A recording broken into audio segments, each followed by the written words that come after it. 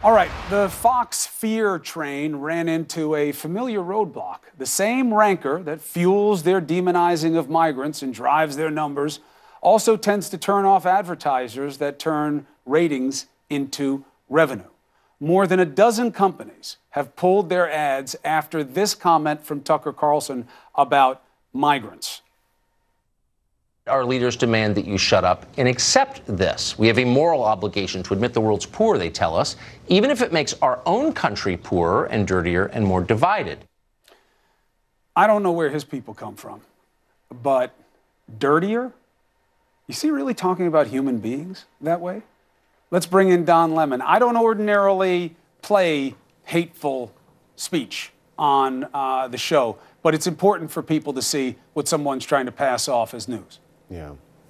Well, I was going to ask you what you first. You've sort of given what you said about how you feel about it. I don't want to. I usually don't. I try not to criticize colleagues. Remember the whole thing with Megan, whatever. But it was part of the news, and people ask. Here's how I feel about it. We don't usually like to criticize colleagues, but if you turn on Fox any night, it is the CNN, MSNBC criticism channel. They almost always lead with something that we're doing that they hate, and they hate because we're actually talking about real news and the Mueller investigation and what's actually going on in the country. So another reason I don't like to do it is because people in glass houses shouldn't throw bricks, because one day it could be you or me. Because we sit here and we're live. I'm live for 2 nights at least every single night.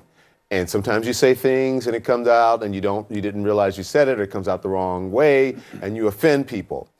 But here's the difference. And I don't think people should be boycotted for something that they do that's a one-off, or maybe occasionally you make a mistake and you say something wrong. But when it's how you use your platform comprehensively, how you use it on an overall basis, on a general basis every single day. Mm-hmm. I come at that, you come at that, and the people on this network come at that through truth, through journalism, and telling people what is real and what is not.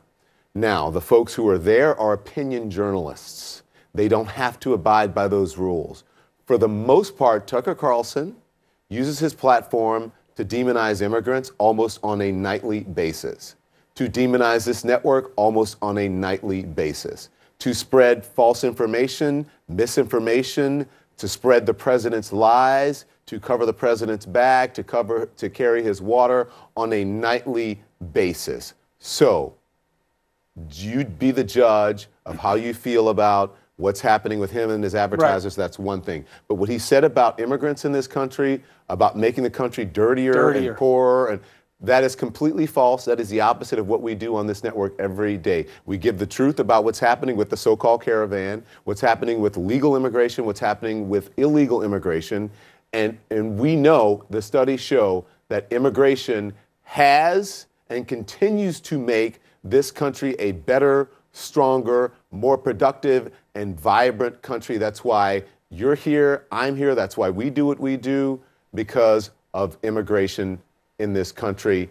Some of us immigrated through slavery, didn't want to come here. Some, your ancestors, wanted to come here, but we're all better for it at this juncture. Diversity is our greatest strength. It always has been. Again, on the coin, e pluribus unum, one out of many. But you know what? As long as that has been true, so has its ugly opposite. People have been trying to divide this country on the basis of the us and the them for a long time. What Tucker Carlson does is not new. And you said he's your colleague. You know, I worked at Fox News. It was my first real job in this business. I worked for Roger Ailes. There were a lot of He good once people worked there. here, too. I wasn't here. But yeah, I didn't work with him. I don't consider him my colleague. I think the Trump trio are in a different business than the one that I'm in. They have different tactics. They have different reasons for doing it, and they have different goals of what they're trying to do. So I don't consider him a colleague.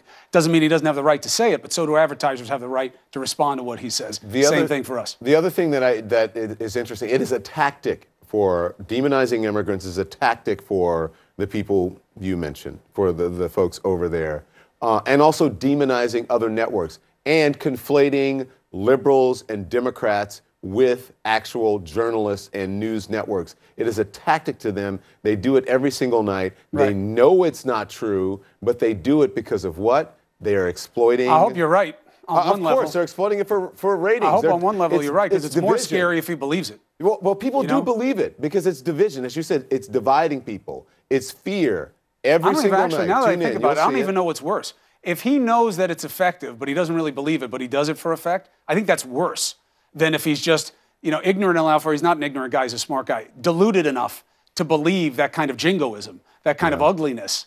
And it's not like I'm looking for a fight. When the guy is, I guarantee you in person, he's not going to be that loud and proud, puppy dog puss. This is about TV and what he comes across as. The reason not to fight it is I don't want to give it too much of an audience, although they already have a huge audience within Fox. But we got to call it out. I don't care what advertisers do. If they want to be in, they're in. If they want to be out, they're out. That's the business model.